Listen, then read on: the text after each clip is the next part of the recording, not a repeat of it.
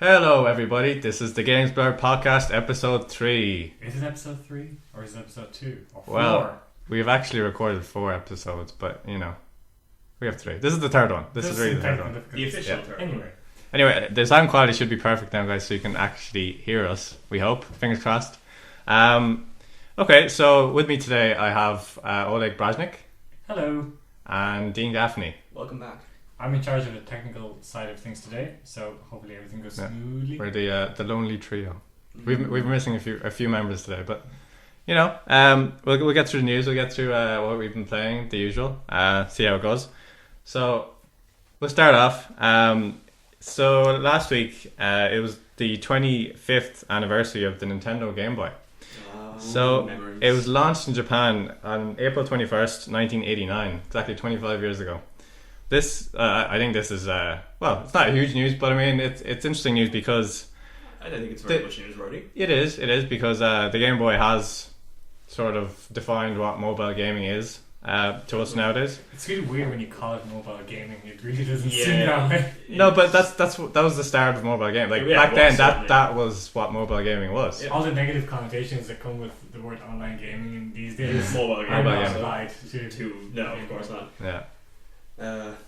But I mean, we've all had gamers. I remember having the original grey brick, which is this, which is the one that's 25 years which old. is the one that's 25 my years one old. was yellow. I don't know if that was a different edition of it or what. Are you sure? It's the Game Boy Color. The color No, was a color. this thing it wasn't color, but it was like it was black and white, but it had a yellow casing.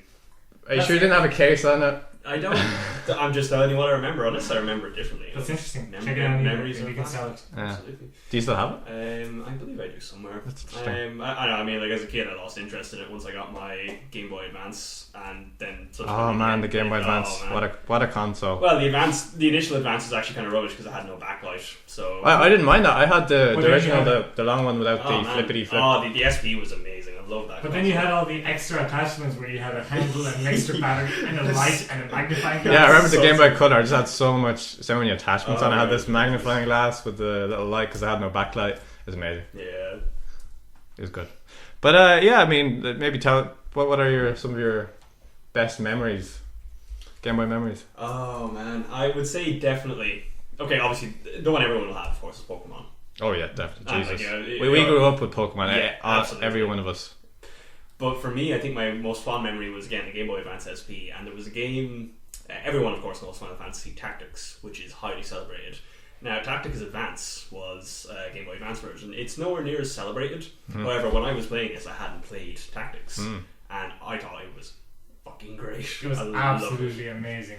Yeah, for me actually, I never really played the original Tactics game. The first one I played was the Game Boy version, and I think same for Oleg. I think I may have played on the PSP. That was I played the advanced version first, and I think I completed it. It was quite a fun game. I mean, the story was a bit wishy-washy. I wasn't a big fan of the story, but I did really enjoy the gameplay. The gameplay was the best part of that game. Clarify, I didn't get it for the PSP. I emulated the Game Boy on the PSP. I think one of the thank you, Oleg. Just in case someone doesn't know. Yeah, no, just. Oh, you had a Game Boy. You did, yeah. Advance, I did. Yes. Yeah. But you never played Advance until Tactics Advance until you emulated. Okay. I used to play Golden Sun when I had the Game Boy. Oh man, yeah, Okay. Golden Sun was the golden game of the Game Boy. Golden Sun. I remember going into the World of Wonder. Well, we had a store called the World of Wonder, and it's basically like a Smith's. I remember Burns World of Wonder. Yeah, and then they got rid of it in our town. But basically, I went in and I was looking for a Game Boy Advance game. I don't think I had any. I might have one or something. And they had Golden Sun, and I really wanted. I heard a lot about this game as this RPG, and I hadn't seen any other RPGs for the console, so sure, I'll pick it up. It looks good, cool. It was €63. €63. Holy. Wow. And I paid it. I actually paid it. It didn't matter back then because we all had money. Well, I was like 10 or 11, so I got it for my birthday or something. Oh, but oh my god, that game! I don't even regret worth every paying euro. €63. It wasn't my money, but I don't regret knowing that it was €63 and getting that as a present. It was amazing. It was a great game. I remember one of my fondest memories actually of just to roll back to Tactics was I played that game tons of times. I completed it tons of times. Like I said, I really had fun with it. But I discovered a really, really easy to exploit glitch in that, where there's some levels where certain units, you have to destroy them. It's the goal to destroy a unit. And there's 1 or 2 levels where that unit doesn't move, it doesn't take actions. So if you just kill every other unit on the board that can take an action, you just have free turns forever. And what you can do then is you can just buy 99 health potions, and every time you heal yourself, you get 10 XP. So you can just keep spamming health potions on yourself in an endless cycle and level up like 20 times in a single thing. You rascal. I made such OP characters in that. By the end of my final save, I remember I was max level before I completed the first couple of quests, because one of these quests comes up really early. And by the end of the game, I had I'd gone around the class tree, so I had all different abilities from different classes, so I could dual wield 2-handed swords, and I had boots that let me teleport. Wait, dual wield 2-handed swords? Yeah, there's one. So you're holding with your feet and your hands. No, if I just spinning around like a if I recall helicopter. correctly, what it was is there was one passive from one class called Monkey Grip that lets you wield a 1-handed or 2-handed sword in one hand, and then there was another passive from the ninja class that lets you dual wield swords if they were one-handed. So if you combine the two of them, you can dual wield 2-handed swords. Amazing. If I remember correctly, it might have been just that I was dual wielding one-handers. I can't remember. I'm pretty sure I actually managed to make that work. Welcome to Nostalgia Cast. Yes. Yeah. But anyway, let's move on from nostalgia and Game Boy and all that. Move to something a little bit more modern. So PS4 sales have been announced by Sony. They've actually sold 7 million of the consoles as of the 6th of April, which is a significant amount. It's actually the best-selling console of all time. The fastest selling console of all time is what I meant to say. So day per sale is actually day per sale is the fastest, and then the next one after that, the Xbox One is actually doing really well as well. Not as well, but they announced that the Xbox One has shipped 5 million units to stores, so that means they've probably sold about 4 to 4.5 million. So again, not as impressive as Sony's, but very impressive. It's still one of the fastest selling consoles of all time. Next gen penetration seems to be doing quite well. I'm quite surprised with that. Yeah, people were very unsure of how the PS4 and Xbox One were going to do. This is mostly because we have the recession on, people don't have as much money. People are wondering, are these consoles going to be so expensive that we just can't afford to buy one of them? Or some people have even actually bought both of them. So people obviously have money. The people that actually want these consoles have the money to actually buy them. So that's very good to see. And the industry is not dying. Some people are thinking, okay, maybe the industry isn't as strong as it once was, but from these sales, clearly it is, and it's on an upward. Yeah, this kind of happens all the time, where a certain market of the computer gaming industry goes into a little bit of a lull. Like the console gaming industry for a while, coming up to the end of the last generation, went into a bit of a lull because everybody knew it was coming to the end of that generation. Mm-hmm. The developers knew, and then the players intuitively started to know as well. And things go into a natural lull. But people see that and they think, it's dying. It was the same thing with PC gaming at the end of the last console cycle. It was like, PC gaming is dying because people aren't playing as many anymore. Mm-hmm. And then it goes back to strength. And it's the same with consoles. There's lulls. Don't freak out every time it happens. Yeah. Lulls were had. Yes. Lulls were had. Okay. That word. So more sales news. So Assassin's Creed, one of the Ubisoft's top franchises, has sold a total of 73 million units. Wow. Since I think the original Assassin's Creed came out in 2007. I believe it did. Yeah. So in the last 3, 4, 5, 6, 7 years, we've seen 73 million units sold of these things. And that's across how many games? There's one, mm-hmm. There's two. There was a game, not a game, but there was a DS one as well. There was one on the DS. Okay. Then in terms of the console releases, the major releases, there'll be the two expansions, well, not expansions, but the two kind of standalone that's extended off two. Brotherhood and Revelations. Yeah, Revelations there. And then we got 3. And then we had 4. Black Flag. Yeah. The one for the Vita? The one for the Vita as well, yes. Yeah. That counts. Yeah. And there might have been, I think there's one for the PSP as well. Was there? Yeah, there's one. Bloodlines or something. I think it was called Bloodlines. Okay. So that's just about 10 games right there. But of course, the console ones sold the most. You wouldn't the Vita one didn't sell extremely well, and the PSP one maybe sold, I think, 500,000 units to 1 million units, something like that. It wasn't majorly impressive, but this just shows you why they're annualizing the franchise. I mean, if the franchise is selling 73 million units in 7 years, I mean, they could just keep milking the franchise, keep making more and more money. And why not? I mean, from a business standpoint, that makes sense. From a game standpoint, I mean, it's not like any of the games have been awful. Exactly. So it's not like they've been making bad games. They're iterative games.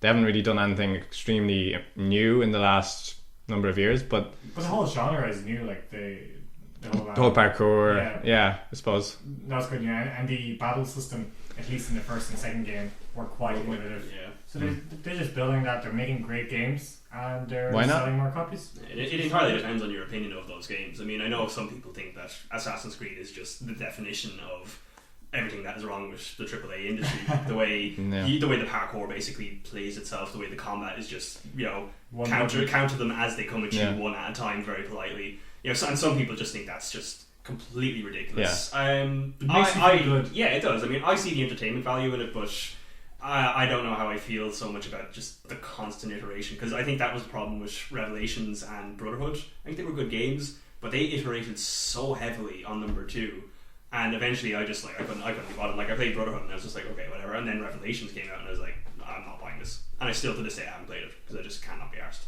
So what other news is there today? Okay, we have GameStop news. GameStop are closing 120 of their stores with a focus on mobile. So they're closing their stores to focus more on not games. It's called GameStop 3.0. They have a chain of stores in America that sell second-hand mobiles. Yeah, it's called Spring Mobile, and then they have one for Macs, Simply Mac as well. Yeah, so they're focusing on those, which is not the best news. Yeah. Well, I mean, considering they have 6,500 global chains, brick and mortar locations, 120 to 130 of them being closed doesn't really, it's not a big impact on GameStop's business. That's you know true. what I mean? Well, I mean, let's just start off by saying though that sorry, how many stores again was it? Closing? Yeah. 120. That's 120. Isn't it? Like that is a lot of GameStop employees suddenly out of a job. So I mean, it's not good for the start. Yeah, it's not good for the towns where this is actually happening in terms of the jobs. But for GameStop, I don't think it's going to impact. At least for now. Right now, it's not going to have a big impact. I think the change of direction that they're trying to broadcast here, where they're focusing on mobile, is the big concern. Definitely. I mean, they've been in brick and mortar into selling video game copies for God knows how long, and them shifting to more of a digital and mobile preference. You know, it's weird. It's weird to see. It's interesting. But I mean, they're obviously noticing the shift to digital. You know, I mean, you can buy digital games on PS4, on Xbox One, on Steam. €70 as opposed to 60. Yeah, I mean, it's right now. Yeah, it's obviously not ideal, but you can buy smaller indie games for much cheaper. You get them for $10, $15, €15, whatever. Exactly. So I mean, there's options. There's always options. It makes perfect sense for them to do this, and it makes perfect financial sense. I just think it's, I think it's almost offensive to the games industry that they're doing this. But I mean, that's just a completely personal opinion. It works for them. They're going to make more money. They're going to sell more games. So I guess it's up to them what they do with their business. This is the truth at the end of the day. Yeah. Okay, so moving on. There's some PlayStation 4 news. So there's been a long-awaited patch incoming for the PlayStation 4. It's the 1.7 update. It's going to be coming out on Wednesday, the 30th of April. And it will bring a share factory feature, meaning users can perform basic edits on their captured videos and save them to their external drive, and this will make uploading to YouTube much easier. They also have the option to turn HDCP off, which will allow users to use their own capturing devices. And another interesting feature, actually, but the most interesting for me, is the ability to preload games that you pre-ordered. So just like on Steam, you can pre-purchase a game, and you'll have a time window of maybe 1 or 2 days before the game launches where you can download the game.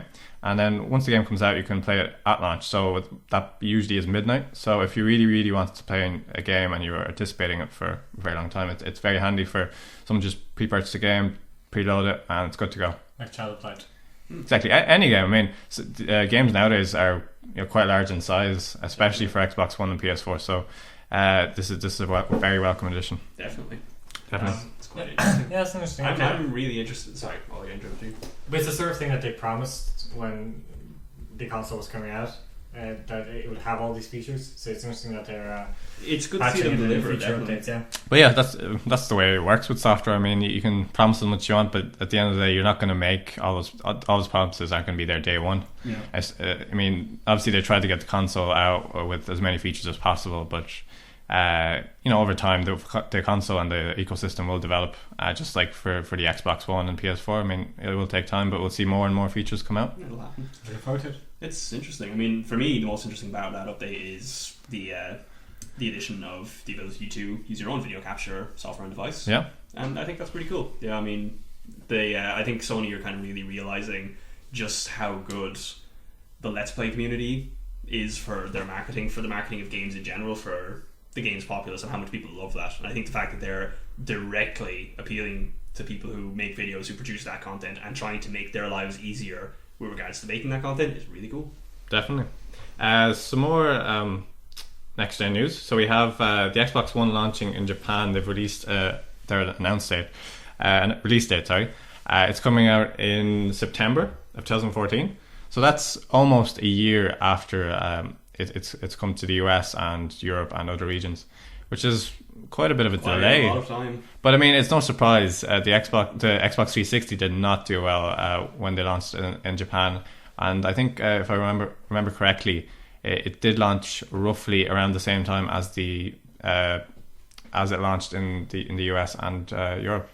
So I think they've kind of realized that there isn't as much demand. So why not wait a little bit and wait till there's more games that these consumers might be interested in. Certainly. Why not? I have actually seen, I can't remember the article right now, I'll hopefully be able to link it in the show notes, but I have seen an article somewhere that was discussing how they have essentially lost the kind of console market there already, because you can get Xbox One over in Japan, but you'll get a bootleg one, you'll get one that's been smuggled in somebody's suitcase from America, and even right now, like the way it is, just people aren't that interested in it. Exactly. I mean, the Japanese have never been interested in some of the major releases that the Western audiences have been interested in. Just the way it goes. I mean, they really enjoy their Monster Hunters, their RPGs, that type of game, Yeah. And while the Western audience do enjoy those games as well, and they love when Japanese games come over, these more niche titles, Japanese audience is still heavily influenced, and it's kind of ingrained in their society where these games are just the games that they know and love, and they're not really willing to. I wonder if they're a really hardcore Witcher fan club in Japan. Oh, definitely. I mean, I'm not saying that there aren't people over in Japan that don't enjoy Western games. It's just there's not as many of them, or enough of them, for Microsoft to push their console as strongly as it does in other regions. I believe it's just the cultural difference between the West and the East. There's just like certain things that when you look at their games, there are certain tropes, there are certain cultural themes that come true. They come true in all forms of art, in every medium, from painting to film to video games. And there are certain, again, tropes and themes that come true in Western games over and over again. And there are certain ones that come true Eastern games over and over again. And they just tend to appeal more to the audiences that they originated from. It's just so you brought up an interesting point there. Are video games an art form? Debate. Well, we could probably have. We could have a whole podcast, a separate podcast to this. We could discuss it every week, and we probably will. But for now, that was actually kind of a joke, because none of us would argue against that. No, of course we wouldn't. But it's still something we have to discuss. I mean, it's a very interesting topic. I mean, we can debate it for hours and hours. We can't, because we are right. It's not debating. Everybody else is wrong. We don't have anyone else to try and counter our opinion. We wouldn't be debating. We'd be correcting. That's true. We'd just be gushing, really. So a company by the name of Rocket Cat Games announced a title by the name of Wayward Souls recently, and they have an interesting proposition for their business model and the way they're going to be releasing their game on the iOS store. What they're going to do is they're going to release the game at full price of $5 at launch, and subsequently, as the game matures and as they add more and more updates, they're going to increase the price of the game. So, for example, they add a new update, quite a large update, and they would add an extra $1 to the price point.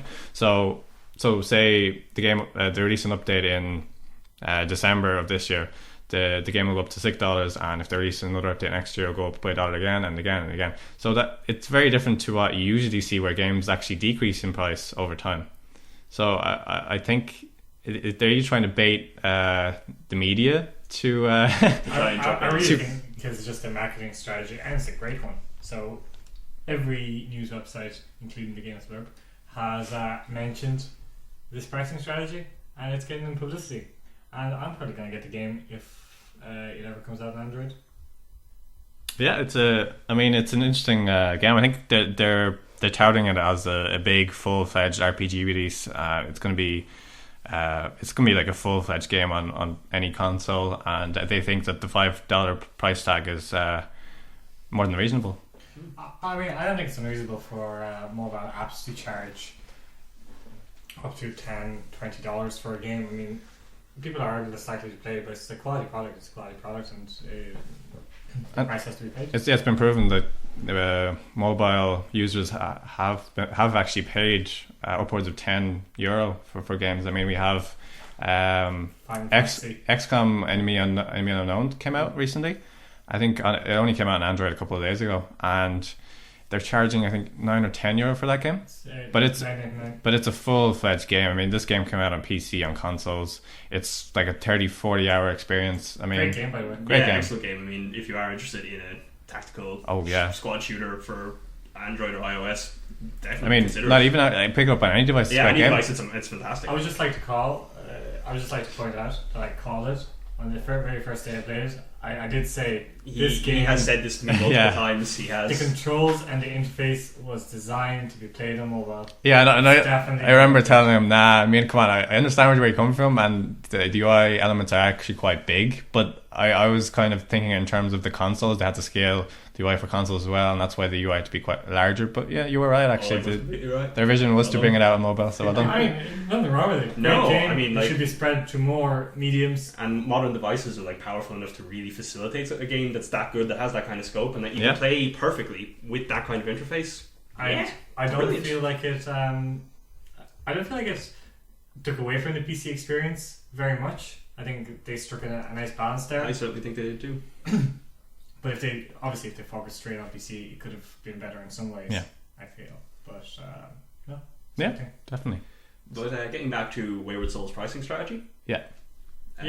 No, I mean we it's grand. We think it's interesting, and we're willing to see. Like, I'm interested to see how they do, and if they actually make more sales when they launch, or if there's if people just don't buy the game as the game increases in price. I mean, I don't know how it's going to work out for them. It's going to be an interesting experiment. It's going to be an interesting experiment. I think it's going to affect it very much. People who are going to buy it at the beginning are still going to buy it. Yeah. And then in the future, people will just go and they will see this game and it's $8. They don't care what it was before. Mm-hmm. They will just buy it for $8. And like I will say, I've been lucky enough to play a lot of games that have gotten big content updates over the years. I was a big player of Team Fortress 2, which got tons of free content updates. Terraria has then it went free to play, but for a long time it was actually just getting 100% free content updates, and you just paid in your initial fee and that's it, no free to play.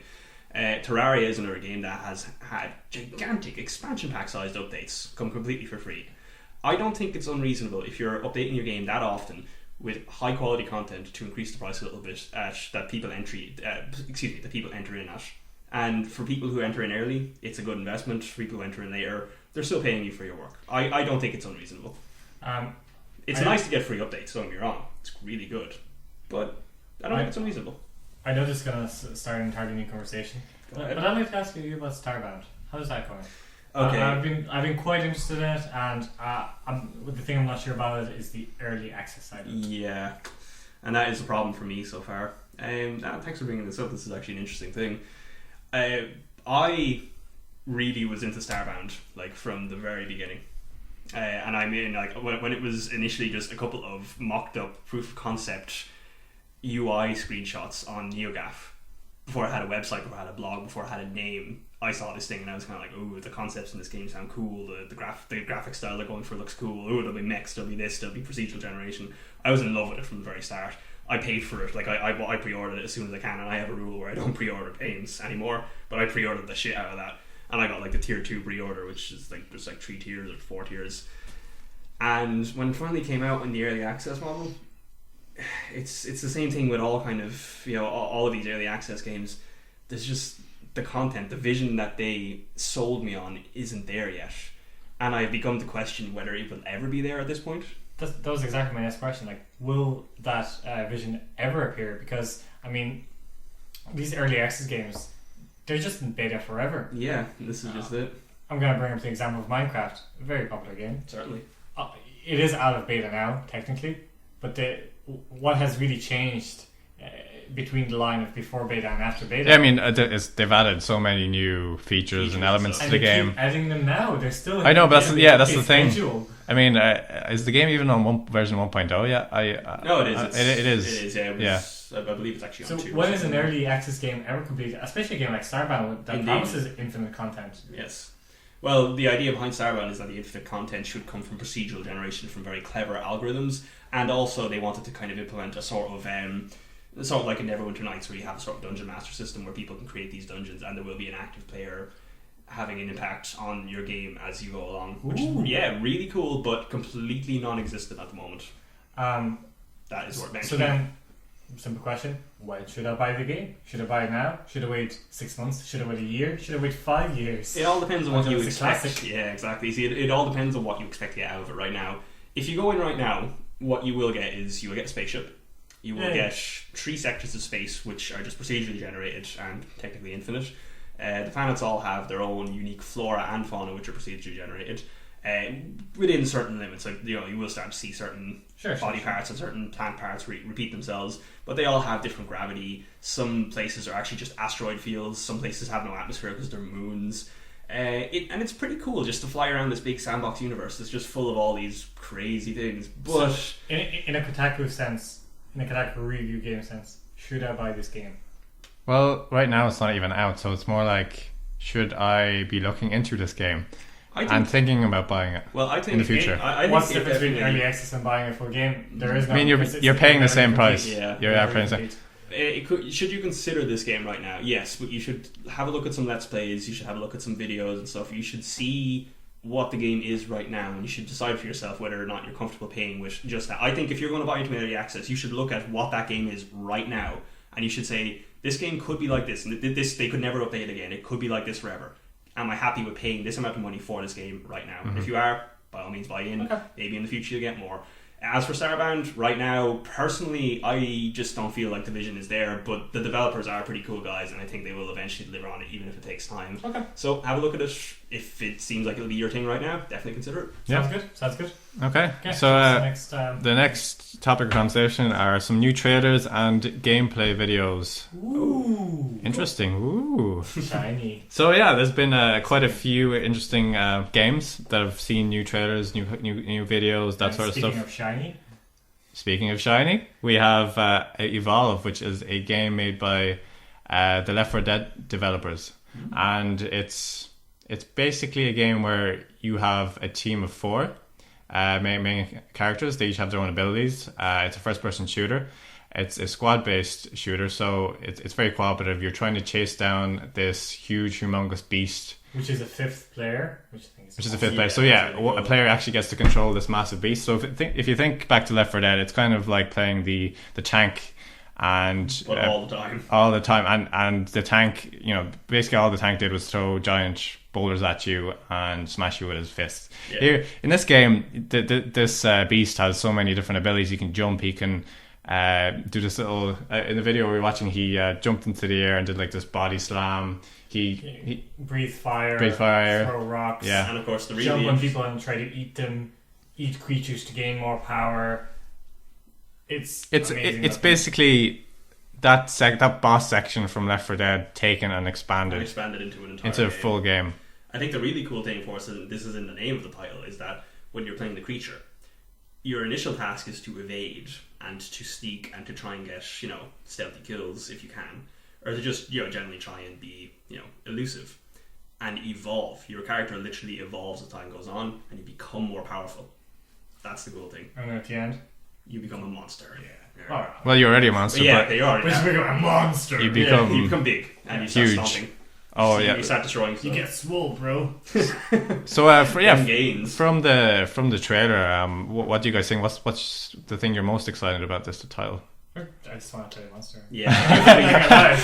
Let's face it, every game and its mother has a 4-player co-op these days, but a game where you get to be a gigantic monster and run around and stomp on people, and well, that's only one section of the game. As I said, at the start you're kind of being elusive, and it just sounds like it could be, if done right. And these guys have good pedigree, so I think they can do it right. I think it's going to be really, really exciting. That's what interests me about it. I really I really feel like they went the whole way with the cooperative aspect of it, where you can actually, there's healing, there's shields. Sorry, that's in every game. But you can plan down sensors to know if a beast has passed by a certain point. It's real. And you can unlock them. Yeah, one thing I was also noticing in the video, you have this little device that you throw at the ground, and then you activate your gun, and what it does is it traps the monster in this dome area. So basically, you create an arena type area where you can actually maybe take him down earlier, or lock him down to a specific area when he's weak, when he's not at his strongest point, before he's actually evolved. But what I should realize is that even though when his strongest point, if they encountered him at the very beginning of the game, he can still take a lot of punishment. Oh, he can. Yeah, exactly. It's not that you see someone and you die. No, it takes a long time to kill him at any point in the game. Yeah, exactly. But I'd like to see what role each of these 4 characters has, because when you're playing Left 4 Dead, there's no difference in who you play. It's just a character. You grab a gun, you shoot some zombies. That's basically it. Well, Vlad, I'm glad you mentioned that. Yes. Because if you go to YouTube, you can watch the interactive trailer, where you can watch it from the perspective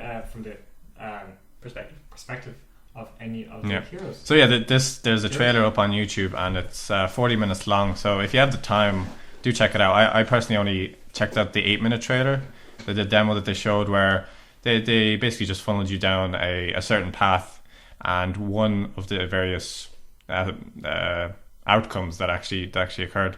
Well, if you watch the 40-minute trailer, you can kind of pick and decide. I think it's one of those interactive videos where you kind of click on what you want to see. From a different perspective. So there's a lot more to watch there if you're interested in seeing more. But moving on now, so that's one big game we want to talk about. Now we have Watch Dogs, which is developed by Ubisoft. It was announced a year ago, or was it 2 years ago actually? Yes, 2 years ago at the E3 2 years ago, and I was quite impressed when they first announced that everyone was quite. It came out of nowhere. Everyone was shocked. It was just wow, what is this? Yeah, and it really looked next gen. Back in 2012, the next gen consoles hadn't even been announced. Yeah, and everybody was looking at it going, "This looks too pretty." New consoles coming, isn't there? It was too pretty to be on current gen systems. Of course, they were demoing on a PC at the time, and it was a high-end PC. That's why the game looked so good.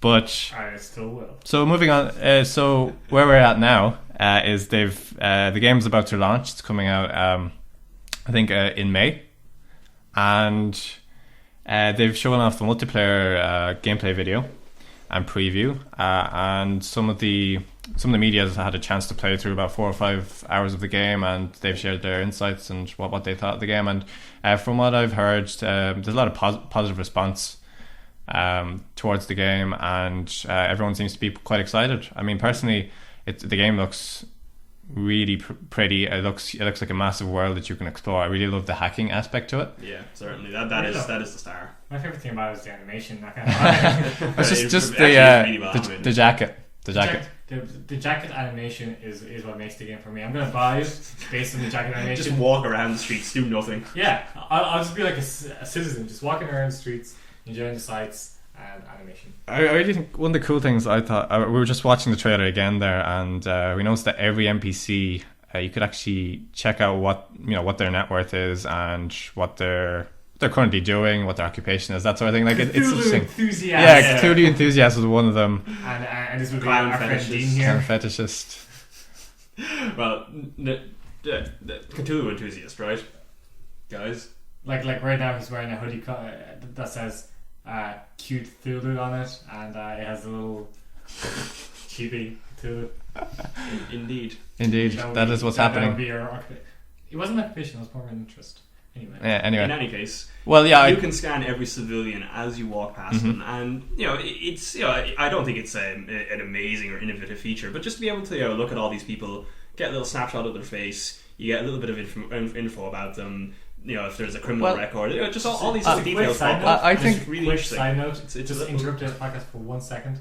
In Golden Sun 2, you had a mind reading ability where you could read people's minds of any NPC in that Game Boy game. yeah, you actually could. And you could, you know what they were thinking. So it's been done before. Well, I don't think that's quite the same thing. I didn't say it's innovative or anything though. Like I just think it's a nice touch. Yeah, I don't think it's quite the same thing. But yeah, I like the fact that you can kind of interact with all of these NPCs, and there's so many of them. I mean, if you were saying Golden Sun, I mean, I'm just saying as a. I know. It's just a side note, but like this is a living, breathing world, and I think this just adds to the atmosphere of the game. Knowing that you can actually find a little bit out, about these characters that aren't playable, and it makes it more alive. I mean, exactly. It makes the world feel like there's a little bit of. If you compare it to another game, an open world game like Grand Theft Auto 5, I mean, that game feels alive, but not because of the NPCs per se. I mean, it's more because of like how large and expansive the world is and the characters you interact with. I would actually counter that statement because I think one of the things which I was really impressed by with GTA 5 was I remember one point I was just walking and I was just exploring. It wasn't even part of the level. I was just walking through a construction site in the early morning. There was no one there, and I waited around for a while, and then I noticed that I think they just spawned in like when I wasn't looking. I don't think they actually drove there or anything like that. That would have been very impressive. But no, I think they just spawned in when I wasn't looking. But construction workers started to filter into the site. And then they didn't just stand around. One of them started using a jackhammer, and one of them started like sawing, and one of them was like going up onto the scaffolding, using the ladders. That's actually kind of cool. Yeah, it was just, it really, really, really was a lovely touch. And I think it's the same thing here with Watch Dogs, where you can just look at all these little civilians, and they have these tiny little stories attached to them that you can, spy on them with. Yeah. And it's brilliant. It's just a lovely touch. It's very interesting. It adds that little bit of extra depth to a world like that. Yeah, and I think open world games need all the extra little bits of depth that they can get. Otherwise they just feel barren and dead. Have you ever played No More Heroes? No, actually no. There's a little open world in that, and it is it shouldn't even be there. It's like you're walking around a glitched out area of the game. It's just nothing. But yeah, just one more thing I want to mention in terms of Watch Dogs. I'm really excited to find out more about the multiplayer. They've showed it off, and basically it's a drop-in system where you don't have to enter a lobby to play with other players. They just pop in. There's missions that come up. They actually start controlling NPCs, don't they? Yeah, what happens is they jump into your world, and you get a message that pops up on the top right of your screen saying this player is engaging with your world. They're hacking in or something like that. Yeah, stealing your points. Yeah, but in your game world, they don't appear as the main protagonist. They actually appear as an NPC, so you don't really know who's who and what's what. And you kind of have to find out. So yeah, one of the missions or activities you can do is you can while this other player is hacking into your game, you're tasked to actually find out who they are and locate the playable character and not the NPC. So in the trailer they showed the main character walking into a crowded area and actually firing his gun just so that the NPCs would run away in opposite directions, and then from that you can kind of tell who's the real player and who's not, because the real player wouldn't react the same way as an NPC would. So I thought that was kind of interesting, and I'd definitely be interested in playing it myself and seeing what it really feels like. But right now, I mean, from the demos they've showed, it definitely sounds like it's something new, and it's different, definitely different. Yeah, definitely. I mean, this idea where you take over a character that looks like an NPC, and you basically just kind of have to act like an NPC whilst you're hacking another person's game is a little bit similar to the way Assassin's Creed does multiplayer. And that's actually very, very... It becomes a very, very intense, very interesting game of cat and mouse, because you are constantly hunting someone in that and also constantly being hunted by someone else. And this sounds like it's a little bit derivative of that, which I think is a good thing. I think it could be very interesting. Okay, so enough of Watch Dogs. One more trailer gameplay, new gameplay, new trailer we want to talk about was Dragon Age Inquisition. So they've actually announced the release date for this game. It's October 7th. So that doesn't really give them that much time in terms of development time. I mean, we haven't really seen that much of this game.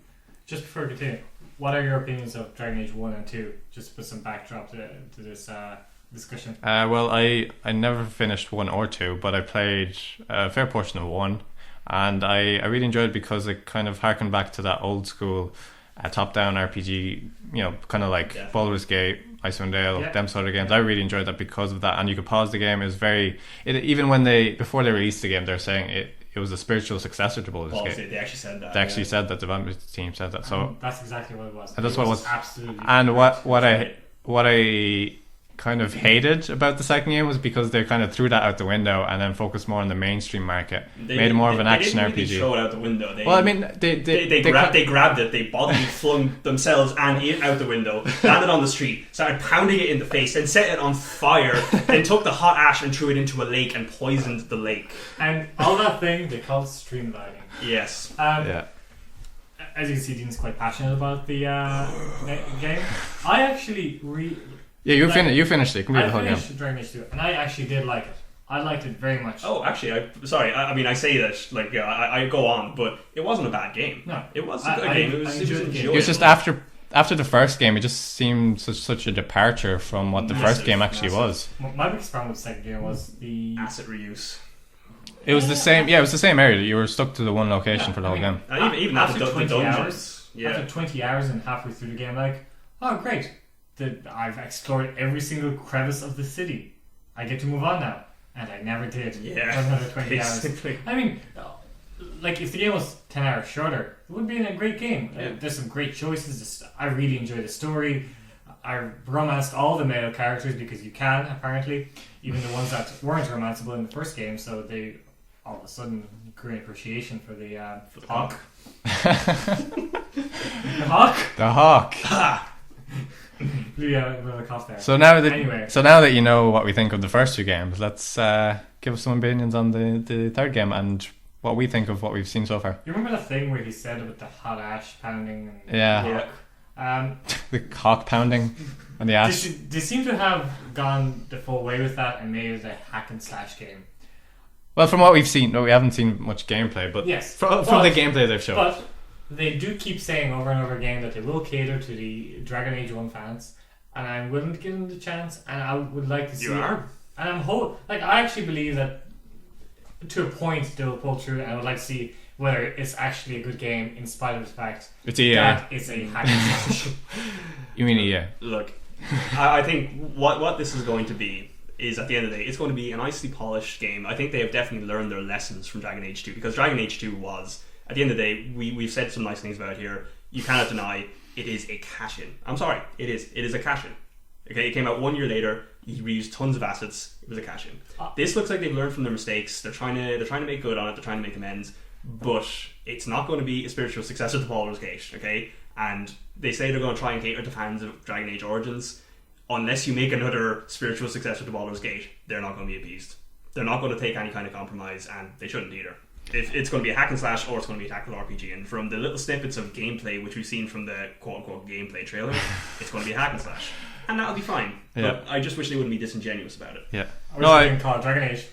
Yes. They could call it something else. What a They great could idea. just create a new franchise. Or it's just great as a spin-off in the Dragon Age universe. Yeah. But what I do want to say is I watched the trailer and all I could think was, wow, this trailer looks damn pretty. It's made with the new Frostbite engine, the same Yeah, engine it that runs very gorgeous. Battlefield 4, and wow, it looks so pretty. What it will have will be a great story. With no substance. I believe they'll have a great story, and I believe they'll be pretty. So it'll be an interactive film with hack and slash quick time events. Looking forward to it. Indeed. Yeah. Indeed. But speaking of top-down RPGs, there's one game Oleg here is very, very interested in talking about. Oh my god! I paid for it on Kickstarter, and now they're announcing that they're going to have a deluxe edition. And I'm tempted to buy the deluxe edition as well as the Kickstarter game because it's a game made by Larian Studios, and they've made Divine Divinity and Beyond Divinity. And now they're continuing the franchise with Divinity Original Sin. And it looks absolutely amazing. They recently released a video comparing what their game was like before the Kickstarter and after. And just how far they've come since a year ago is just absolutely brilliant. I mean, all of these spells are interacting with each other. So you can evaporate a pool of water with fireball and turn into steam, and then you can electrocute the steam and electrocute enemies with it. I'm pretty sure even that if you cast a fireball on a zombie, it turns into a skeleton, which I think is just great. I'm really looking forward to it. Do you have anything to say, Dean? You haven't seen much of the game, but what's your opinion? I showed you the first trailer today. Literally, I had heard of it. I had heard the name thrown around, and I heard this vague kind of excited buzz in the background of my consciousness because I don't know. I just didn't really pay that much attention to it, honestly. And I watched my first trailer not an hour ago, and it looks pretty goddamn amazing. I'm going to have to try and clear some time in my schedule for it by the looks of it. Maybe it's a spiritual successor to Dragon Age 1. Dun dun dun. Which it really isn't. Really isn't. It's much better. It's much better than that, guys. Yeah. Well, I don't know. I mean, it looks really good. It looks really fun. I'm excited to actually. I hope it lives up to our expectations, because I've been looking forward to a game like an old traditional old school top down RPG for a long time. And one of the things I would like to mention is it has drop-in co-op mode as well. Yeah. So if we wanted to, we could go in on a game, guys. Yeah, we should definitely sometime make a podcast about it. Definitely, why not? We could do a Let's Play. I'm definitely actually considering buying this at this stage, and the reason is because again, this just kind of came out of the blue for me, and it's just like I just watched this trailer and it's like, oh, look at this amazing game that I didn't even know existed, and it's coming out now. I'm like, okay, yeah. No, I like when a game takes me by surprise. If I hype myself up for something like Starbound, I usually end up being disappointed by it. Yeah. But if I can actually avoid all media coverage of a game completely, and then it comes out and it's incredible, it blows your I'm mind. like, oh yes. I would just like to point out one last interesting feature before we move on, is that Vlad mentioned that you have drop-in co-op gameplay, and let's say you're interacting with an NPC in that time. Oh yeah. And there's multiple answers to a question that the NPC has asked. The party members can actually argue based on what answer they want to give. Yeah. And that will affect how the quest proceeds. Very cool. I think the great thing about that is that most people are just going to argue just because no other game has that feature. Yeah. You know, just argue for the sake. It's like, this is cool, we can argue. This is kill control. It's like, we don't want a quest. Yeah, but the game comes out on June the 20th. They just released an announced date. Release date, sorry. Announced the release date. That's what I wanted to say. Announced the release date. Why are they Bethesda? They have been delaying for quite a few months. But it was all just to make the game better, which I totally approve of. You can actually play it on early access now, which I've been avoiding like the plague. Yeah. Because I want to play the full game when it comes out. Yeah. It's coming out on PC, so trust me, it's a good idea. Yeah. Okay, so that's we have a topic here we wanted to discuss this week. It's basically remastered games. There's been a trend lately in the industry where companies have been releasing remastered versions of previous generation titles and the current generation titles. So I'll give you an example. There was the Tomb Raider Definitive Edition was released a couple of months back for the PS4 and Xbox One, which was basically a high-res 1080p, better textures, 60 FPS, all this stuff, extra bells and whistles on the 60 FPS on the Xbox One and PS4. So basically it was a slightly better version of the previous gen version of the game. Also another game that was recently announced was The Last of Us, Remastered Edition. Freudian slip. I always love talking about Uncharted. I don't know why. Whenever I mention The Last of Us, Uncharted seems to come out. But yeah, the Last of Us Remastered Edition, which again promises 1080p, 60 FPS, better graphics, same game. What do we think of this trend? I mean, we as PC gamers have kind of been, we've been living in a time where we can, crank our graphics up to the highest and play at 60 FPS if we want, if we have the hardware. So, I mean, while this doesn't really affect us, how does it affect the console industry? Well, we've been kind of spoiled because PC has we can play any backlog of any PC game that was ever released if you tried hard enough. The console people don't have that luxury. So when a great game like Last of Us came out in last gen, I think it only makes sense for it to come out on the next gen consoles in an upgraded version, because the people who don't own the Xbox 360 or the PS3 or the Wii. You or we? I'm not quite sure where that lies within the generations. They don't have the luxury of playing the older games because they're not backwards compatible, and that's fine. That is the problem. I mean, no, that's not fine. But no, sorry, you're. I'm on just point, saying it's fine because look, it's different. hardware limitations. Yeah. It's not like, I'm not sure. Maybe they did it on purpose, but it's hardware limitations. They might have done it on purpose. I mean, I'm sure if they really tried hard enough, they would have been able to support backwards compatible games on the Xbox 360 and the PS3. But why? If you can sell them again, as exactly. Exactly. That's the point. I mean, it was not in their best interest to do so. Even if they had the ability to do so, they didn't do it. And this leaves these remastered and HD editions of games coming out. I mean, I like it. But I like it to the point where it has to hit a certain price point for me to be willing to pay for a game. That I already paid for example, the Last of Us Remastered edition, it's going to be priced at $60. So that's basically retail release. That is a full price game at launch is $60. But what you get with it is all the DLC. So the DLC does cost about $15-20 on top of that, if you were, or €50, whatever region you're in. So that does add a bit of extra cost to the game. So technically, you are saving a bit of money. Only if you didn't buy the original. Only if you didn't buy the original, of course. I mean, if you never bought the original and you're buying it for the first time for $60, that's fine. That's fine. But I don't know. I wouldn't be willing to pay for the same game that I already own just to play it slightly faster, better. Yeah, I mean, crispier. Yeah, all that stuff is good stuff. I love all that stuff. That's some tasty stuff right there. But I mean, I've experienced the game the way it was released the first time. I don't know if I'd pay another €60 to experience but again. There's something they've been doing that kind of gets around this, where you can trade in your last gen game and pay maybe $10, $15, $20 extra. If it's only that much, then I will do and that. There's rumors going around that they are willing to do, they're looking into doing something similar for the Last of Us.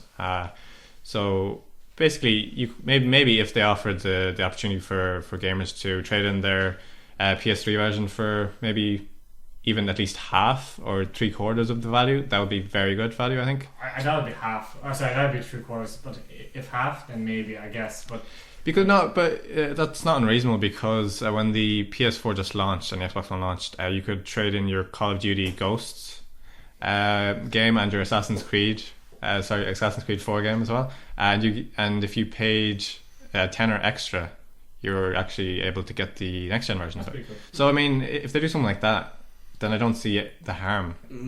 You see, for me, I don't like it all at a fundamental level, and it keeps coming back to this lack of backwards compatibility.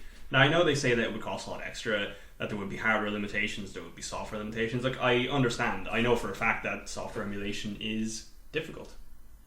But hardware emulation is difficult. But there is no point in having a gigantic back catalogue of games that you just can't play on the next iteration of hardware that game originally worked on. It doesn't make sense to me. But is that because you're a PC gamer and you're used to the fact that you can play games? To a certain extent, yes. But I mean, I grew up in the PlayStation 1, PlayStation 2 period, and PlayStation 2 played PlayStation 1 games. It was fully backwards compatible. But the PlayStation 3 didn't play PlayStation 2 games. It didn't, but at that stage I had moved on to the PC, of course.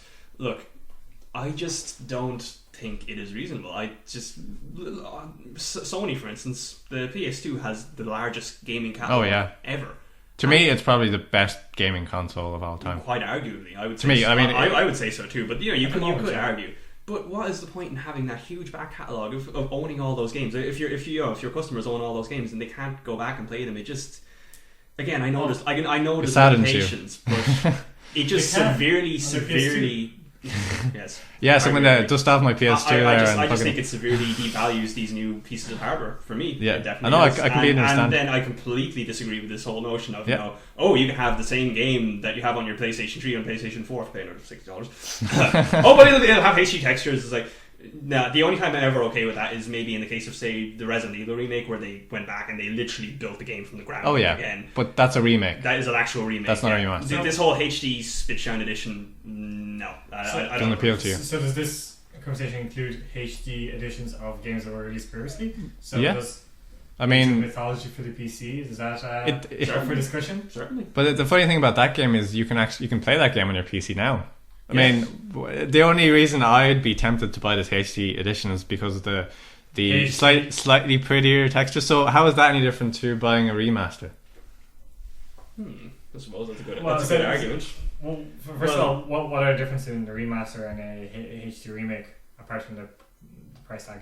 Not much difference at all. I mean, it depends on actually whether or not the remake adds in new content or changes existing content. Again, to harken to the Resident Evil example, if you play the original, it varies between every game. So if the developer puts enough resources into the game and puts enough time into the game, it's going to show. Yes. And if they don't, the game isn't going to be as impressive as. But that's why I don't approve of most HD editions, because most of the time it's quite evident that they didn't do very much with it. It's a cash-in almost. Yeah. I think I would actually disagree about Age of Mythology, which they really actually they're adding Steam Workshop features, so basically that means you can add more and more. Whatever you want, you can customize all the models in the game. The Baldur's Gate HD edition. Yeah. They put a lot of time into that. They did. Label in 1080p. They changed the menus. Okay, so they actually did. They made it a little bit more intuitive. Okay, because the old menus, that's the thing that really. But the argument that a lot of reviewers and people on the internet had was, you can do all that with mods. You can, but this brings all the mods into one officially sized package. So is this the streamlined version of the game, where you can, if you,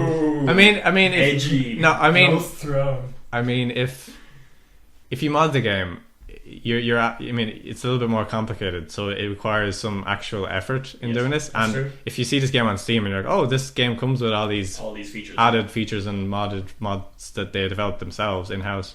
Why, I could pay a little bit extra for that game and just get it along with an extra copy of the original. That's a very good point. I don't have an argument against that. I suppose it's up to the individual person and the individual game. So depending on what they've added to the HD remake, whether you can easily do it with mods or you can't, or it depends on your affiliation with mods. So it's just up to individual people. I mean, as with anything in the world. Indeed. Well, as a guy who's spent a lot of time modding games, I can tell you that for some people, they just don't want to put in the effort, and I can understand, because it takes a lot of time. So, it just comes down to whether or not you want to spend time, creating a enhanced edition for yourself, or whether you just want to pay some money and boom, there you go. Yeah. And you relive an old experience. Exactly.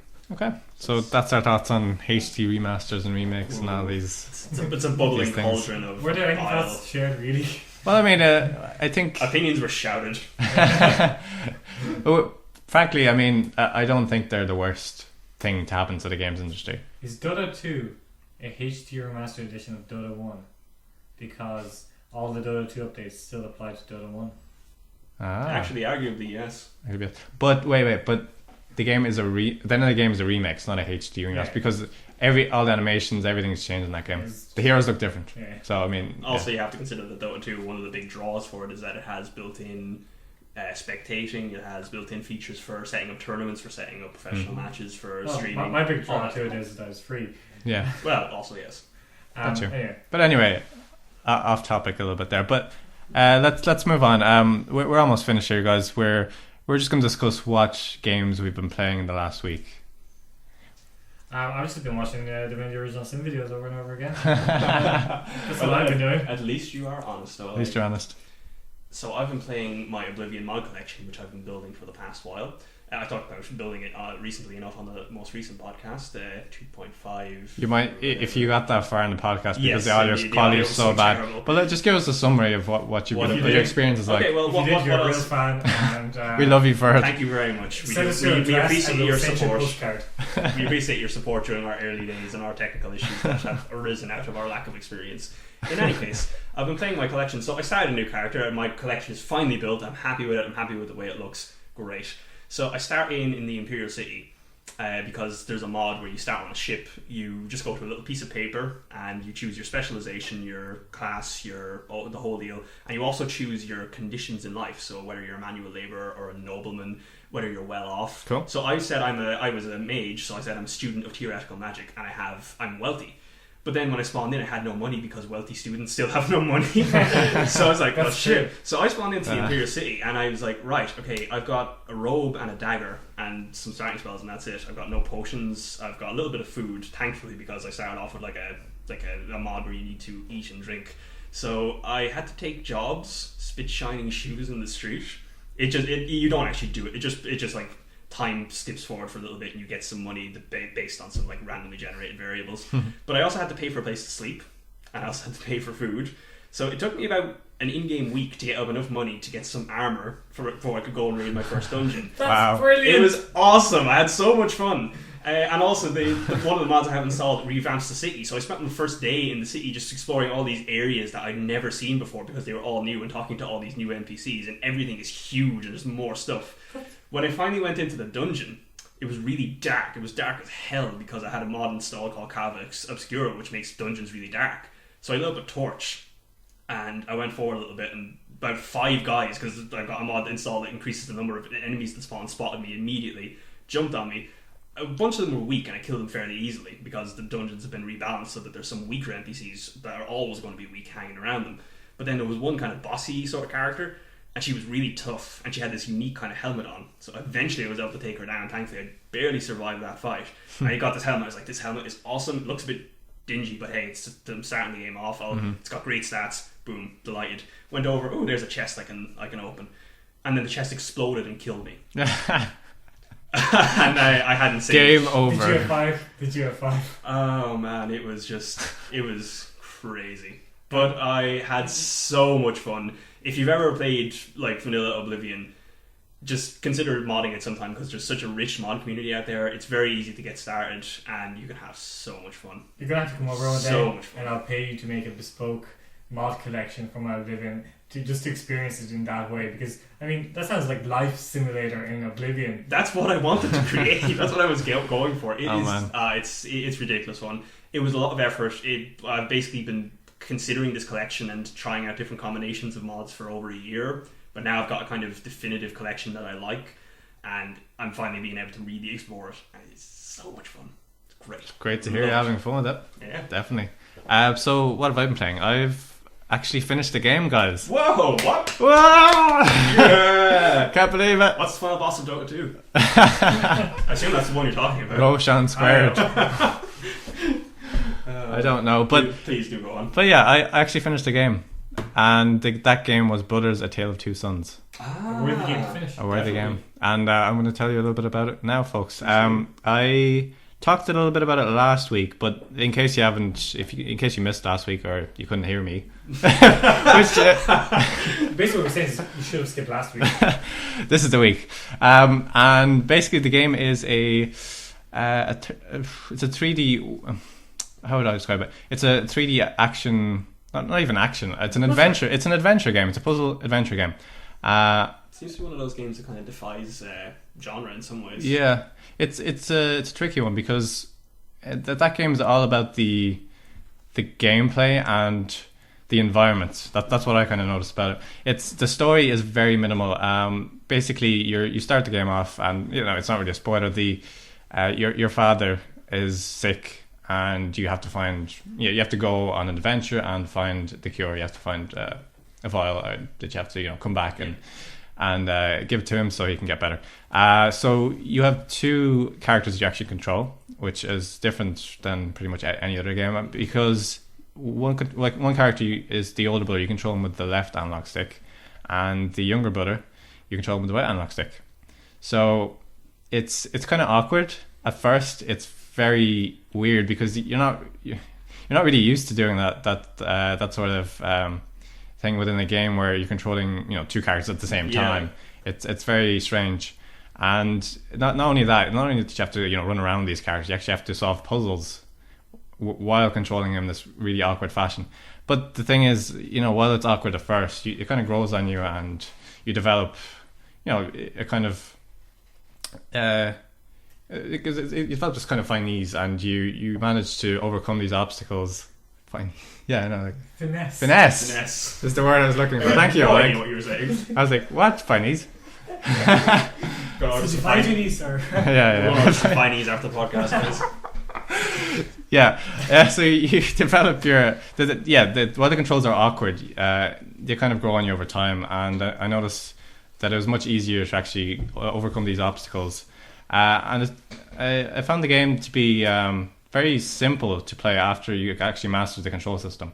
The puzzles aren't very difficult, but the environments are just so beautiful. I mean, you're running through the world. The game isn't particularly graphically impressive. It's just the art style of the game that really makes it shine and makes it beautiful. The game isn't very long. It's about 2 to 3 hours, so it's not a very long time investment. That's why I recommend anyone picking it up and playing it, because it's not an expensive game either. It's about 10, 15 euro, and even if you get it on Steam, it's even cheaper, or on PSN sale, what have you.